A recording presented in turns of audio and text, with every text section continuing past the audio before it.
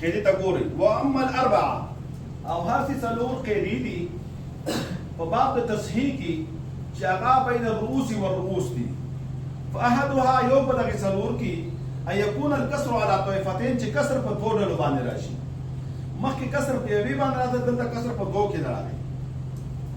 او اکثر یا زیات وي ولكن بین اعداد رؤوسهم، لیکن په مابین د عدد رؤوس د دې کې نسبت مماثلتا د تماثل وي. فالحكم فيها قاعده او قانون په دې کې دا دی ان يضرب ضرب ورکې احد الاعداد في اصل المساله، یو د عدد ته یو وبکې راوالي، ځکه تماثل د درې ټول یو شان دي، دوه دوه دي، درې درې دي، تماثل دی ته په اصل مسله کې. مثال 6 بنات دي، یو میت شو د هغې نه شپږ لورګانې پاتې دي لونه، وثلاث جدات، درې تنه نیاګانې پاتې دي، وثلاث اعمام او درې تنه څه پاتې دي اعمام. ګوره یو میت دی، بنات 6 دي او جدات 3 دي او اعمام 3 دي. دې ته مونږه بناتو ته ثلثان ورکړل، ځکه النصف للواحده والثلثان للاثنتين فصاعدا، چې 3 یا زیاتې دي.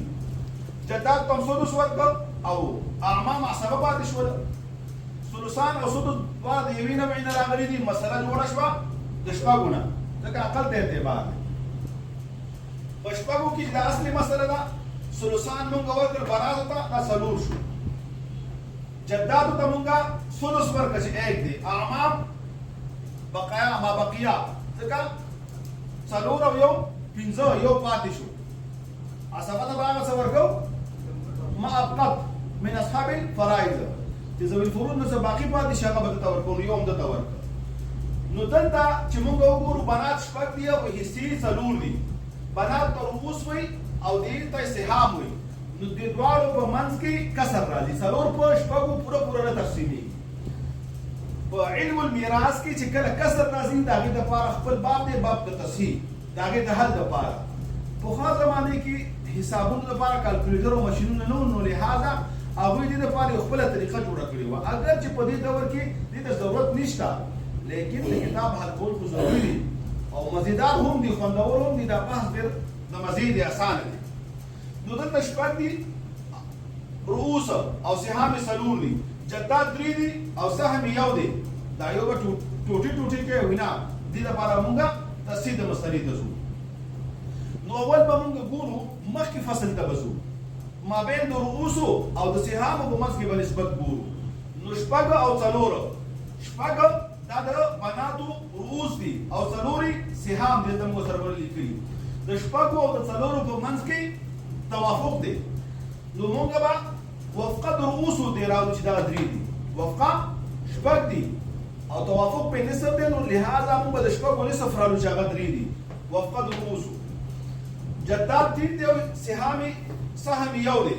د دواړو په منځ کې نسبت د تباین دی. نو کل عدد رؤوس مونږ راواخیسته چې 3 دي.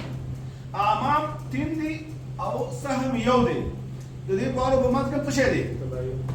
تباین دی. نو کل عدد رؤوس مونږ راواخیسته.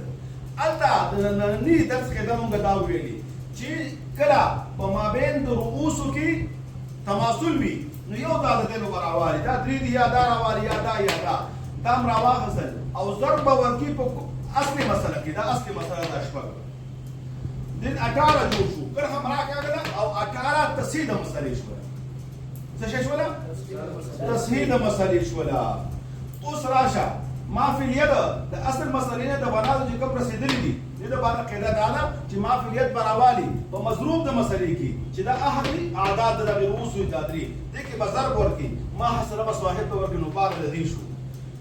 د دوی یو رسېدلی دی او مضروب د مسلې چې 3 دي، ضرب به پکې ورکړي 3 ورسېدل دي، د دې 3 ورسېدله، نو باره په بناتو باندې تقسیمېږي. صحیح صحیح 2 ورسېږي. دلته جدات 3 دي، حصې 3 دي، یو ورسېږي. بیا اخره کې ما دا خبره تاسو ته وکړه چې مونږ ته به څنګه پته لګي دا مونږ کوم سوال حل که دا ټیک دی که غلطه. نو دا به راوالو، دا 12 او دا 3 او 3 دا به جمع کړو. که چېرته تصحیح د مسلې سره دا برابر و، نو ما ستا مسله ټیک ده، او که برابر نه نو غلط شي، دوباره پکې تعامل وشو.